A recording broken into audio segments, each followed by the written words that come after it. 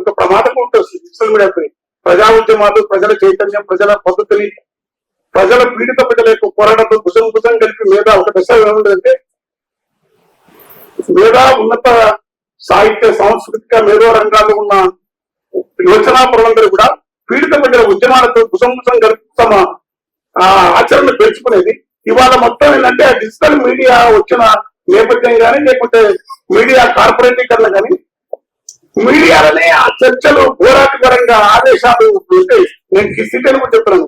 మీడియాలో కన్నీళ్లు కలుస్తున్నారు, మీడియాలో ఆదేశాలు పడుతున్నారు, మీడియాలో చర్చ జరుగుతూ ఉన్నది. ఒక దశ వచ్చేది అది ఒక రకంగా ప్రజా ఉద్యమాలకు ఎంతైతే దాన్ని వినియోగించుకునే టెక్నిక్ ఉన్నది అంటే సరిగ్గా ఉపయోగించుకోకపోతే ఇంకో రకం ఉంటది. ఇంకో ప్రమాదం కూడా తెచ్చే అవకాశం ఉంది. అంటే మీడియాలనే చర్చలు, మీడియాలనే దుఃఖం, మీడియాలనే గరిసేది ఒక అవాంఛనీయ ధోరణి ఉంటున్నాయి.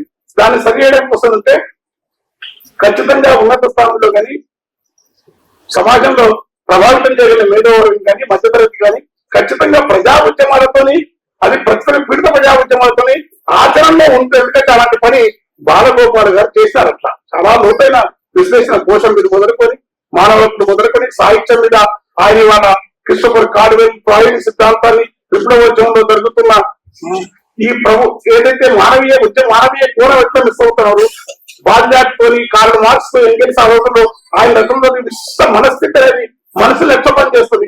కార్మిక వర్గం ఉత్పత్తి శక్తులు, ఉత్పత్తి సంబంధాలు పెరుగుదల, వాటికి అనుగుణంగా లేకపోతే పెరిగిన ఉత్పత్తి శక్తులు పాత ఉత్పత్తి సంబంధాలను బద్దలు పెట్టుకుని సమాజం మారే క్రమం ఉంటే, కానీ విశిష్ట మనస్థితి కూడా ఎట్లా విప్లవానికి జన్మలో రాకుండా ఇలా పెట్టొచ్చని చర్చ చేస్తుంది. ఆ విశిష్ట మనస్థితి రైతులు దాన్ని నీకు ఫ్రాయిడ్ కానీ సిగ్మండ్ ఫ్రాయిడ్ కానీ స్వీకరించాలని చెప్పి కూడా ఇట్లా లోతైన చర్చలు చేస్తా ఉంది తప్ప సోషల్ మీడియాలో జరుగుతాం. అట్లాంటి రచనలు, అట్లాంటి మేధాపరమైన జరగాల్సిన అవసరం ఉంది. దానికి సంబంధించి 100 పూర్వీక కృష్ణాలే 1000 భావాలకి ఉండాలని ఘర్షణే కాదు, ఘర్షణ ఉండాలా, భావజాలం మధ్య ఘర్షణ ఉండాలా.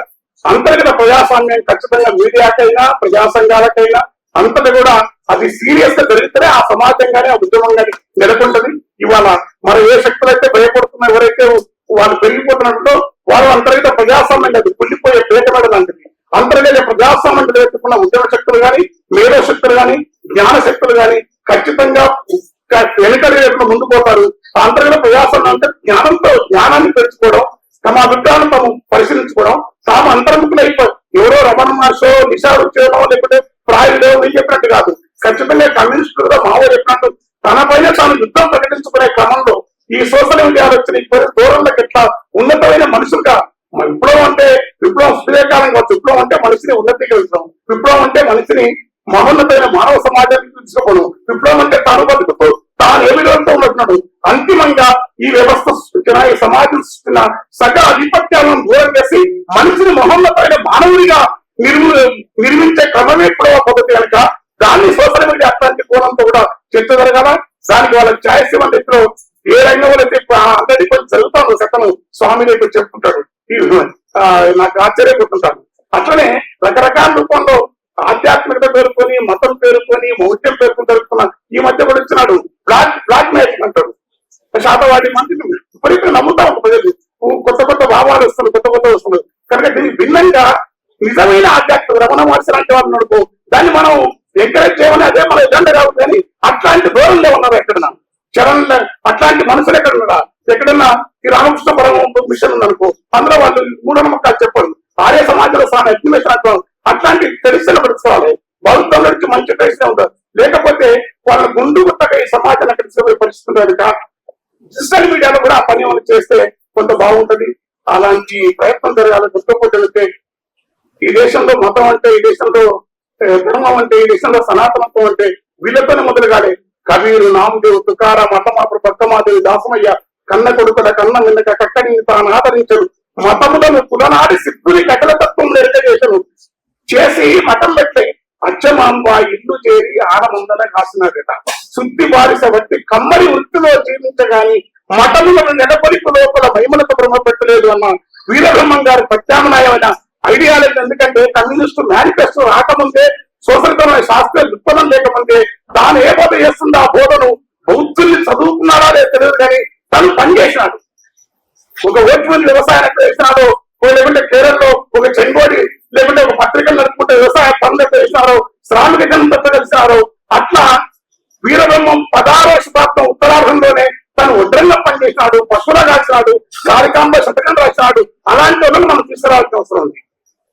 అద్దంకి రెడ్డిరావుల బంధువైన వేమన్న ప్రజా ఉద్యమాల ప్రభావం లేకుండానే ఆనాటి పరిస్థితుల్లో వేమన్న ఇట్లాంటి గొప్ప తత్వాన్ని భూమి రాదు అన్న భూమి తక్కువను భూమి తన పక్కన అని చెప్పడం కాకుండా రాచరికాన్ని విమర్శించి కన్నకు నిక్కమైన ప్రజలకు వేమన జగతికి ఎవరు సాగర ఈ భౌతిక శ్రమలు నా గోసి పాటక సమము కావని రాచమూకను నమ్మరాదని రాజ్యం ఎదిరించి తెలిసి పాట కలిగిన ఈ ఆట వేదలో పశ్చిమల్లి ఊటకం ప్రతినిధి పైన ఈటల వారి విషయంలో వేమన పార్టీ వాళ్ళను సోషల్ మీడియా తీసుకోవాల్సిన అవసరం ఉంది.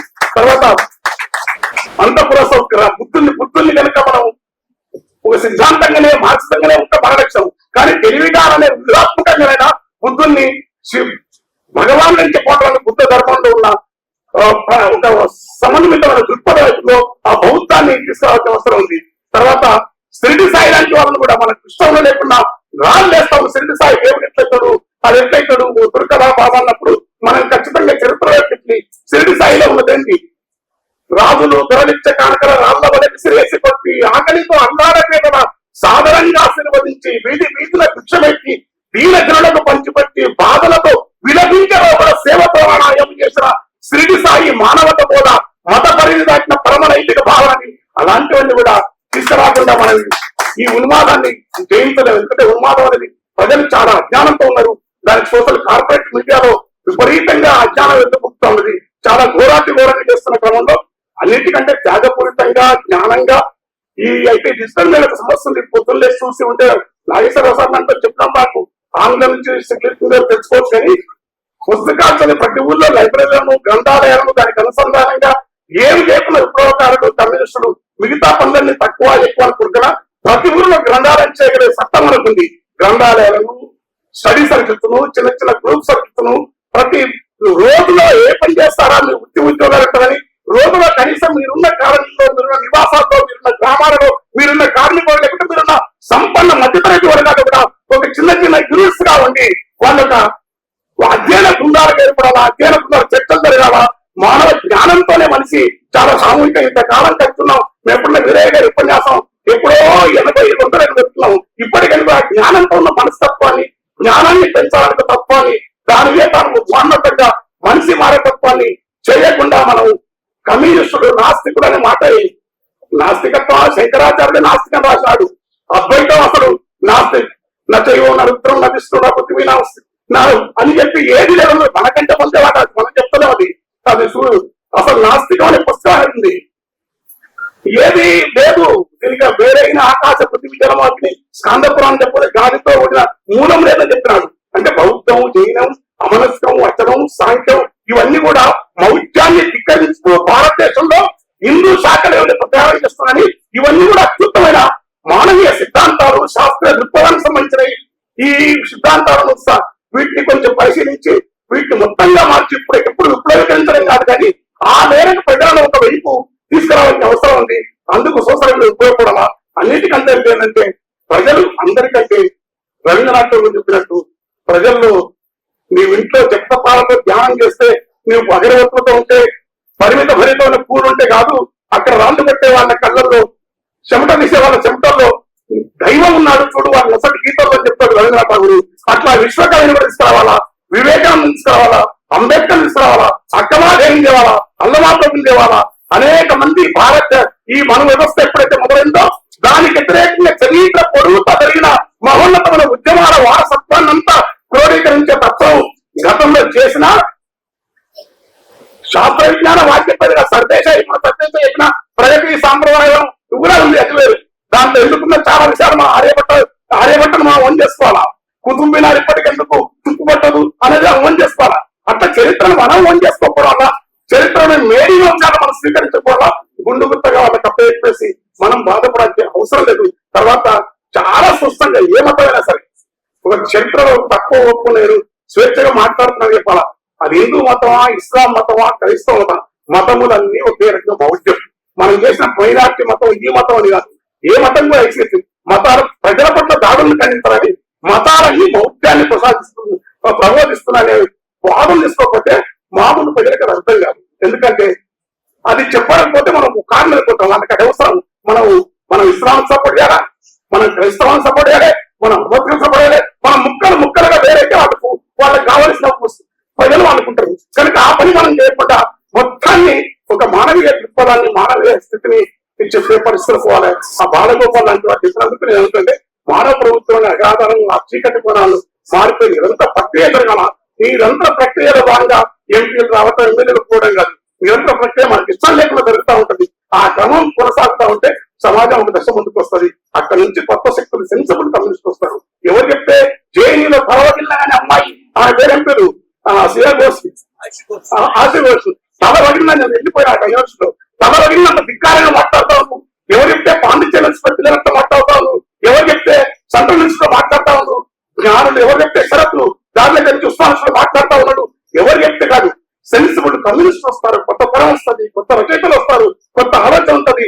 ఈ పాత నుంచి కొత్త వచ్చే ఈ క్రమాన్ని మనం వేగవంతం చేసే క్రమంలో మనం ఉదాత్తమైన మానవీయ సంస్కృతిని నిలుపాలని కోరుకుంటూ థ్యాంక్ యూ.